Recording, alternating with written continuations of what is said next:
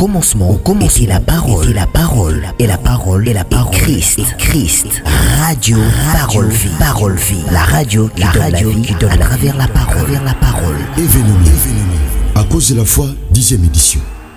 Toko célébrer Yesu Masi à Nazareth, Nzambe moko ya solo pe ya bomo. À cause de la foi, beaucoup tani ya basi pe mibali ya kondima, oyo bakoisaka ngomba minene. À cause de la foi, beaucoup tani ya bilombe na kondima. Ndeko nanga, ceux qui ont raté Lola, ou qui ont raté les feloté. À cause de la foi, ndenzele ya Lola. Lola. Na lobby, Lola. Joie rendez-vous. Samedi 26 na dimanche 27 juillet 2025. Nangonga à 14h. Bissonyonso na terrain à Bouddha. Nanjili quartier 1 na première entrée. Elongo na elombe na kondima. Moto o amona kangomba te liboso na ye. Moto na kondima. Mopanzi sango ya Yesu Masi à Nazareth. Le révérend évangéliste Jean-Paul Mayata, pasteur de la foi. À cause de la foi, Lola. Na lobby, Lola. Ote shalom, cher papa, chère maman, chers bien-aimés dans le Seigneur, chers auditeurs, chères auditrices de la radio Parole Vie, chers téléspectateurs, il y a DLF TV 2, il y a Chiffre NF TV, il y a RK Pro TV. Sika bolingongolo, pe bolamu, il y a Yesu Masi à Nazareth, Nzamba solo pe abomo, et umela okati wa mabota wabino. Merci papa, merci maman. Nous avons numéro à Sika, l'émission Nabiso Parole Vie, la Kati Radio Parole Vie. Tout le monde a parole et tout le monde a vie. Bien aimé, je remets sur le chapitre 15, verset 16. Je recueillis tes paroles et je les ai dévorées. Et tes paroles ont fait la joie et l'allégresse de mon cœur. Bien aimé, le bananza même ma sengo. Zana batubele ana possibilité azana makoki azana mbongo kasazanga esengo. Zana batubele azana bilamba ebele kasazanga esengo. Zana batubele azape na bana azangi esengo. Azape na ndako libala oba msuba zulu kababala. Yaza deja mwasa libala. Mazana esengo te. Azape na papa mususu. Azana mwasi na ndako oya bala esengo libala zomona te. Mais Jérémie zoluba awa na yoki liloba na yo na ndimi yango pe na sosoli yango liloba na yo epesinga esengo ya makasi. Bien aimé, liloba na Nzambe me makasi esengo na bomo ya mutu. Bien aimé ton Seigneur, bongo pamba te yango et alimentaka pe kondima basantu.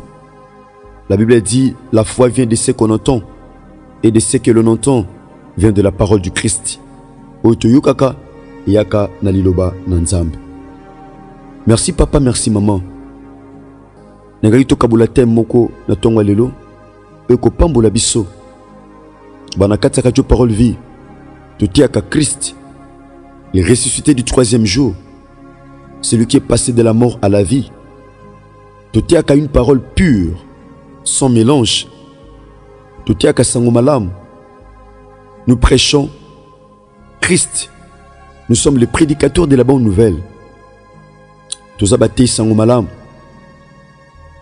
Bien aimé, tu partages le thème moko oezali Jésus-Christ de Nazareth restaure. Yesu Masi à Nazareth a restauraka.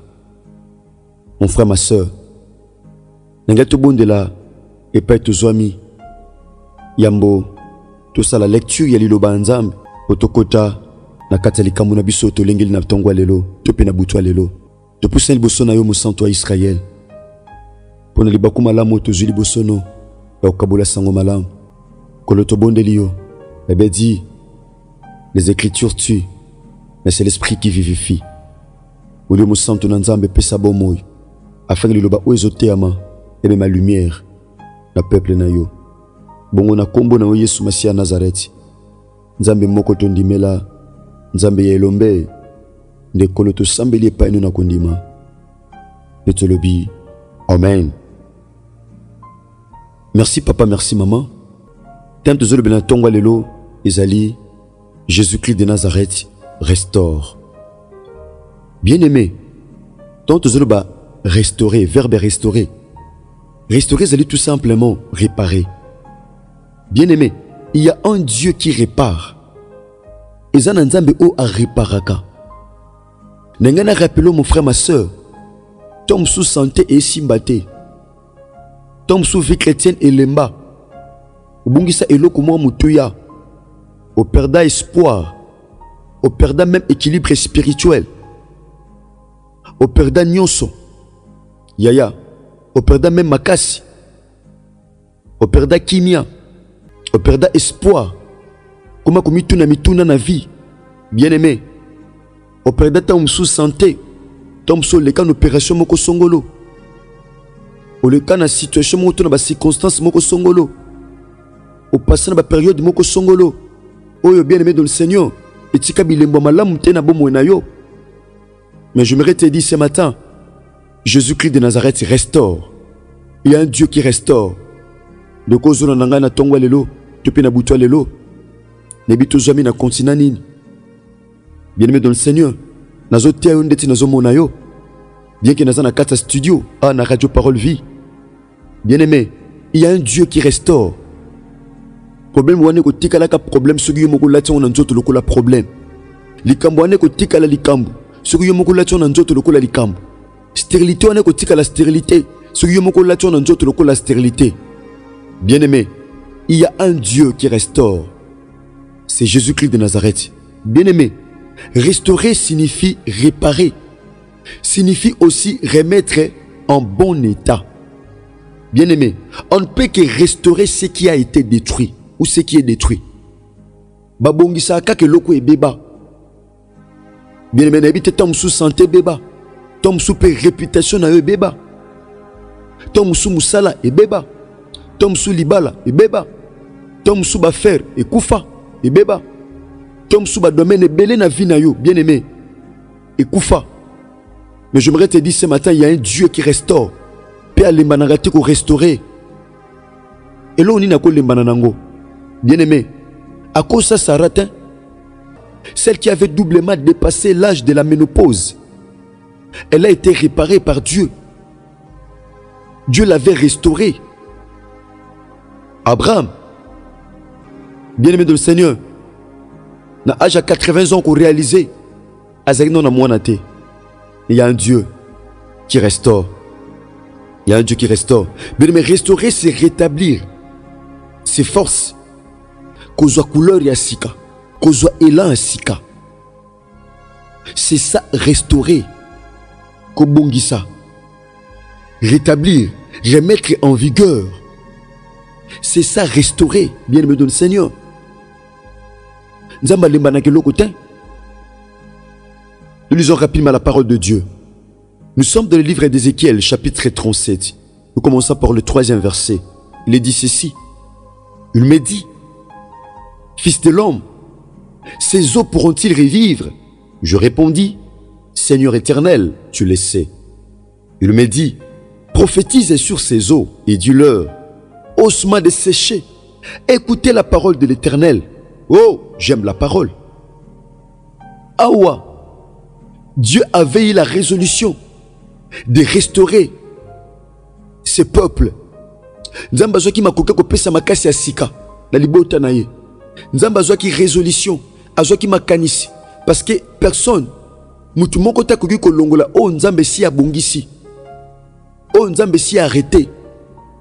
Le kola nzamba zaki na plan pour restaurer son peuple. Nzamba zaki na plan pour na ko réparer, pour na ko rétablir. Nzamba lingaki a utilisé mutu. Bien aimé. Nzamba utilisa kaka mutu pour na ko exécuter plan na ye, pour na ko exécuter pensée na ye. Nzamba zaka toujours na posa mutu. Nzamba okayane pe ko sala mutu te na mukili. Anga otika la pe kaka nzambe. Eloko linga ko changer bu nzambe ne zala kité. Ezama kamsu na vi nzamba talisa kabiso. Azana makuye ko sala ngo ye moko na bonzambe, masepeli associé mutu na likambwana. Mutu azala canal. Bien aimé. Okoloba ke ngam na sala mutu ane loko tel te, ozaki tout simplement canal on nzamba utiliser ki poli pambole comme landeko wana. Okoloba te ke ngam na fula ndeko. Non. Ozaki canal on nzambe ndeko atali sa reconnaissance et pas na yo. Pe pas na nzambe. Mais ko beta tolote parce que Dieu a mille moyens pour élever quelqu'un. Dieu a mille moyens, bien aimé de le Seigneur. Awa il a fallu nzambe a utiliser mosali na ye. Et puis Dieu coopère avec ceux qui comprennent sa vision. Nzamba coopéra kamalamu na bato ba sosola kamalamu vision na ye ya bonzambe. Dieu avait déjà conçu son plan. Dieu avait déjà conçu son plan. Il y a pour restaurer Libota. Mais il faut coopérer na Ézéchiel. Ézéchiel azaki sacrificateur, peu prophète. Azaki na katsa sacrificature. Il faut coopérer na ye pour la restauration peuple. Nzamba le kaka na nzela bato. Yango bien aimé Luka osala lamu na bato. Bien aimé, ne néglige personne, car tu ne sais pas par qui passera ta bénédiction. Ne néglige personne, car tu ne sais pas par qui passera ton élévation. Qu'on néglige Moutouana te, mon frère, qu'on néglige papa Moli Monaote, qu'on néglige Bandeko te baza penenayo. Moussa Nzambe qu'on néglige ba collaborateur na ote. Et ça bato Nzamba utilisaka. Pour Mouta comme pas esengeli ya comme. Nzamba utilisaka toujours bato. Awa Nzamba sepeli a utilisé Ézéchiel à transporter à l'ongolien na moto. Lorsque Dieu veut coopérer avec quelqu'un, à kolongola nan na moto pour amata na pensée ya Nzambe. Nzamba ko cha pensée na bonzambe kati na ye. Molimo amemi Ézéchiel. Amemi pa yopi miku ezo maki na kati ya vallée. Amena na kati ya vallée. Ézéchiel alobi, il me fit passer alekisa ki ngai pene na ngo Nzamba alekisa ki ye na mikuwa. Pe mikuwa ngo ezalaki tellement ebele, pe ezalaki ya kokauka. Bien-aimé dans le Seigneur, ezana bato ebele pendant que je parle, santé za kokauka. Liba les za kokauka. Santé ya kokauka tomba toujours malade. Yé maladie na maladie. Et puis maladie ne eyaka kaka makasi tango azwaka musala. Bien-aimé, il te faut la restauration de Dieu. Ya bela rakaka. Opération na opération. Ba maladie na maladie. Tala liboka bakisi. Amelaka bakisi na ba urine na koma sur la bakisi. Bien-aimé, il y a un Dieu qui restaure. Nzamba tindi Ézéchiel atali ta mikuwa. Ézéchiel a moni mikuwa mabanga kité. Abanga kité pourquoi? Parce que atali kangote na liso bomoto. Ezaba situation mususu talango na bomoto ko bang. Ézéchiel a moni mikuwa ebele mais abanga kité. Bien-aimé dans le Seigneur, c'est alors que Nzamba tuni motuna. Abi mwana na moto, est-ce que mikuwa ozo mona na polele boyko ko zonga na bomoy? Est-ce que santé a mamoy ko susu ko bonga? Est-ce que musala oye kufi balongoli ndekwa ko kisu ko zonga na musala? Bien-aimé dans le Seigneur, est-ce que vous appelez mituna o mituna katang mususu? Parfois, tu te poses de telles questions. Est-ce que nous osu musala malonga? Est-ce que le kolo n'engezo choc boyko bonga lisusu? Est-ce que le problème on des autres tungisango sous solution? Est-ce que ndena pengo bena kusu ko zongela vie chrétienne ndena mande ko tambula ko banga Nzambe ko prophétiser ko parler en langue ko kende même bangomba ko lukelunga Nzambe? Est-ce que non ko kalisus e ko ipe ko zala mituna o tant muso ko biki ko mituna Nzamba tuni mituna bi fils de l'homme mwana moto. Est-ce que ces eaux pourront-ils revivre? Mais quoi wana ezaki visible. Ezana batobele pendant que je parle de sa situation. Sa souffrance est visible. Son célibat est visible. Sa pauvreté est visible. Son échec est visible. Ses problèmes sont visibles. Nyonso eza visible na vie na yo. Donc miku ezomona alors que mukuwa ezaka na kati. Ezaka couvert na ba nerf, pe na peau. Mais muku ezaki visible ezomona. Nzamba présenté yango.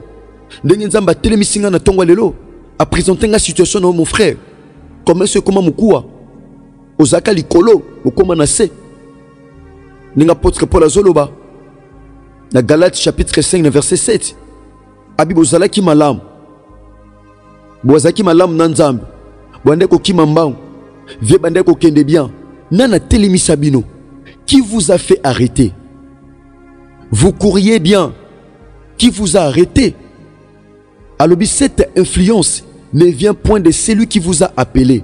Likamboyo et outite na oya bengabino. Au réalisé bien aimé au outa likolo mo kite au chita même na ba faire. Tom suba mela ombong.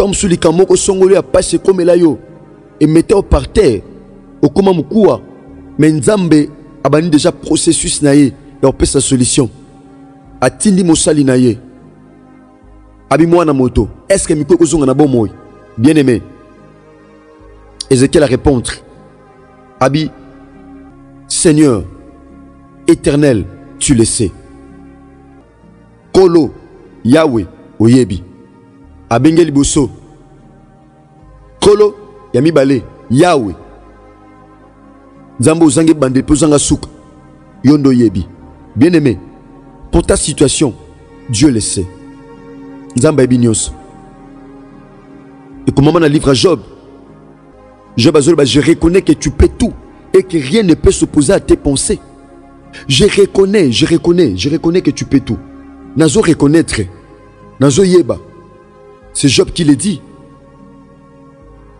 Abi je reconnais que tu peux tout et que rien ne peut s'opposer à tes pensées Job chapitre 42 verset 2 je reconnais que tu peux tout bien aimé Jésus-Christ de Nazareth peut tout il peut délivrer il peut guérir il peut élever il peut pardonner bien aimé il peut tout et rien ne peut s'opposer à ses pensées et l'eau comme mon côté le mécanicien Dieu avait déjà eu la résolution Nzamba zo ki makanisi ya ko restaurer peuple naye mutoka ko tele melangwa sala kité ni Ézéchiel voilà pourquoi Ézéchiel a le Seigneur yondo yebi je reconnais que tu peux tout et que rien ne peut s'opposer à tes pensées mais pour ton problème Dieu connaît tout et rien ne peut s'opposer à ses pensées bien aimé il y a un Dieu qui restaure a restaurer kanyoso abongisa kanyoso ata ekufa bambula na bambula merci papa merci maman je suis le prédicateur de la bonne nouvelle. Natea kasango malamu ya Yesu Masia Nazareth nzamba solo pe abomoy. Merci papa, merci maman. Ndeko simami na matia tant muso sambena biso pona mbala liboso. Numéro na biso contact ezali plus 243 89 75 70 917. Roja biso na kati radio Parole Vie. Tika bolingongo le pe bolamu ya Yesu Masia Nazareth ezali kolona bino. Là, je dis un grand merci. Chris Kundenga Enoch, DG, soyez bénis. Ndeko Jorsa Pemba Mayamona, Ndeko Rais Kangi Bwelu, Ndeko Bogos Anderson Matufengele, soyez bénis. Ce qui Christ a maisongelité, Tokutani Bongo Lobby jeudi. Merci, que Dieu vous bénisse. Au commencement, était la parole, et la parole, et la parole, et la parole, Christ, radio, parole vie, la radio qui donne la vie à travers la parole, à travers la parole.